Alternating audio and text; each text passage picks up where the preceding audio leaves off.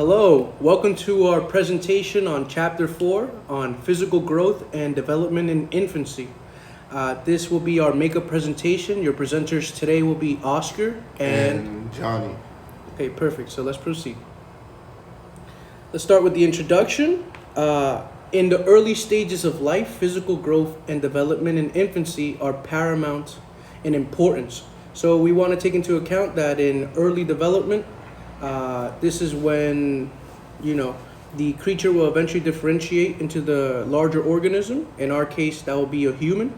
And these are of critical importance because any any ill damages or any sort of factors that could derail development in that early stage could ultimately result in the death of the infant. So we want to make sure that we prevent all of that and understand development in order for us to discuss and understand the detail of physical growth and development during this critical stage. So, we have physical growth and development in infancy. This period happens in the life of an infancy marked by remarkable physical growth, as in the child grows, limbs become, longer, and in this phase, infants undergo various changes that are vital for their overall development.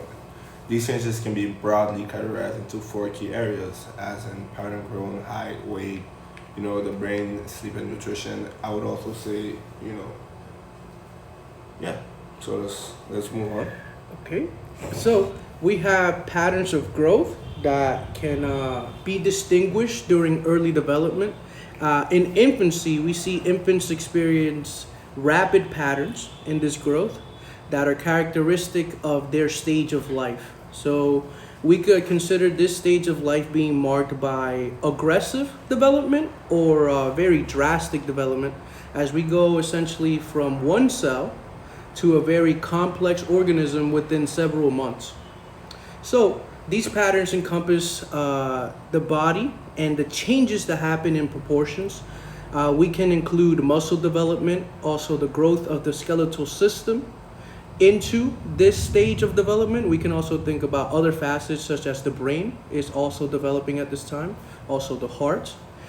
These transformations, right, and all these cells differentiating into larger systems are critical as they lay the foundation for the infant's journey towards their childhood, which will be the next stage after birth. A fundamental aspect of an infant development is the process of height and weight.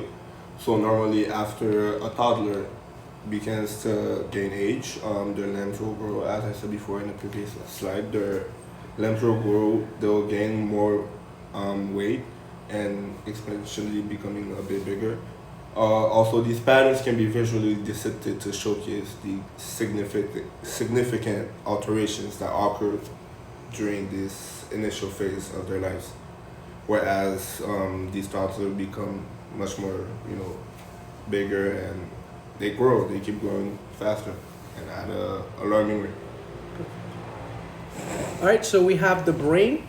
The brain of the infant is of the most importance. So when we think about the brain developing in a young child, this system will eventually be the one that regulates other factors. So we want to make sure that the entire zygote and the entire child develops correctly, of course, but we especially want to make sure that the brain is intact for the longevity of that child into later adulthood.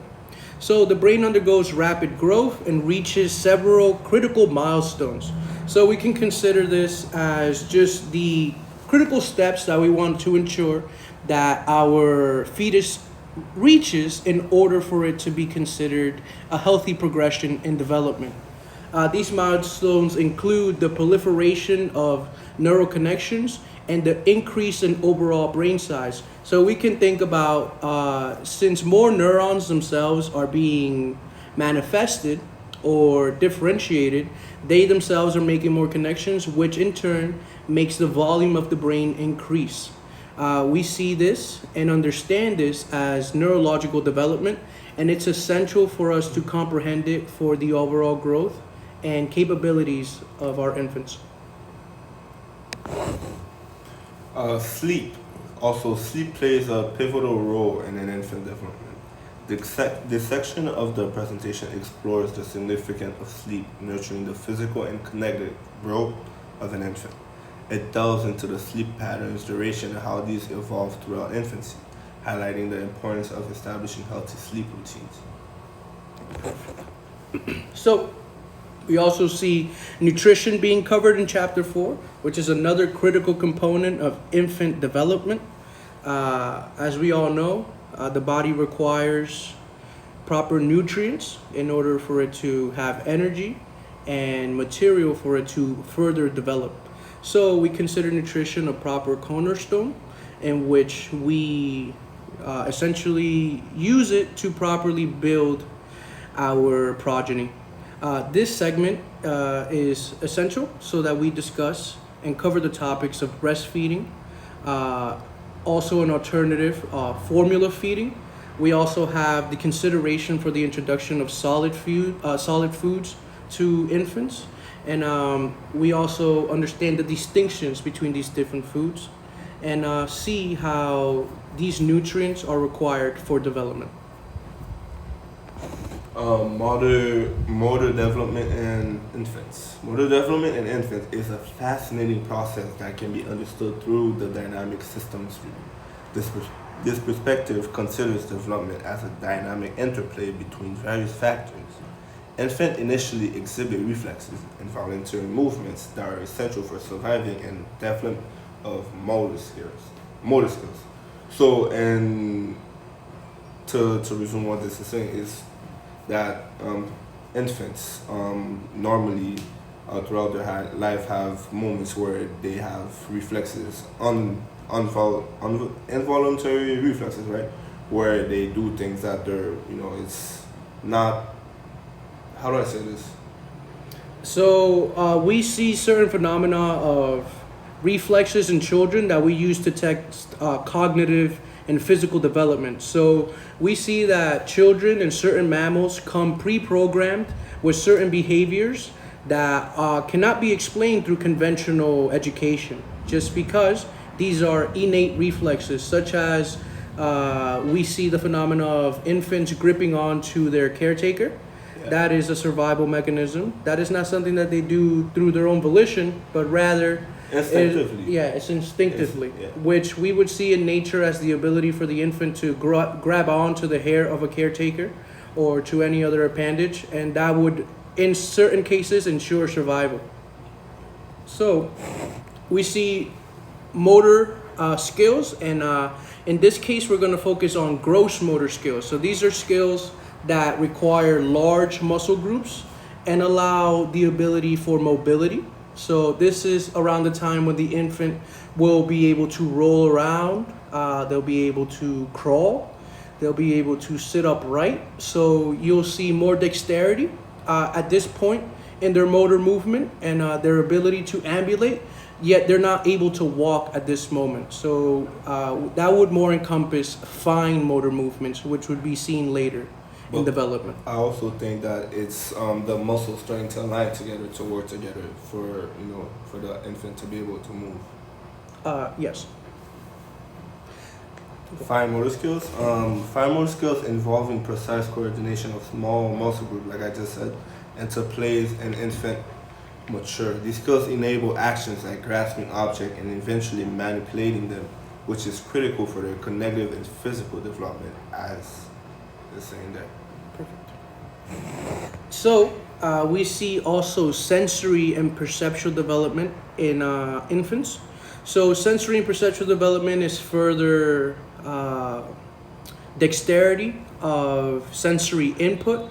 So when we think about sensory and perceptual development, we think about the metasynthesis of vision and hearing, touch, as well as smell. This is when we see such phenomena as children recalling an odor, or we also see early attempts at the formation of words. So we see babbling happening at this stage.